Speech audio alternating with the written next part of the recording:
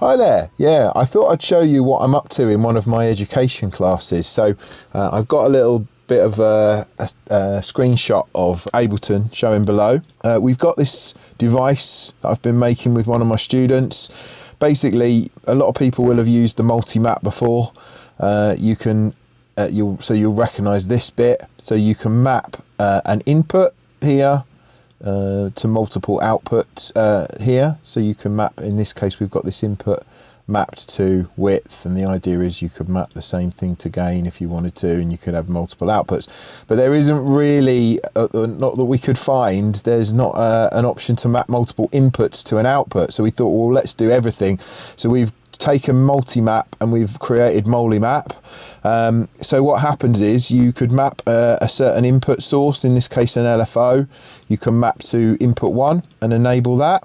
It's going to average one input, so that input there will be output with whatever offset and things you configure to this output here. And then I can enable a second. When I enable a second, you can see that the total sum of these will be divided by 2.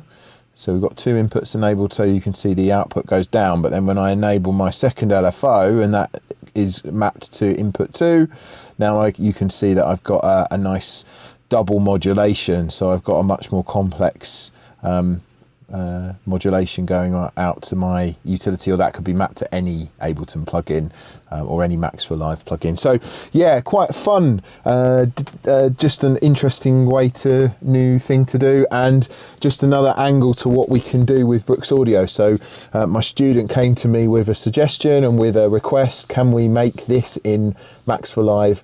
And we've done it together over the course of a couple of lessons, and he's learnt a lot about how Max for Live works in the process, of course. And so yeah, we've got some groovy stuff going on. So if you're interested in any lessons, all the way from beginner right to more advanced stuff like Max MSP in Ableton, I also can teach Logic or Pro Tools, then hit me up. Big up. Peace.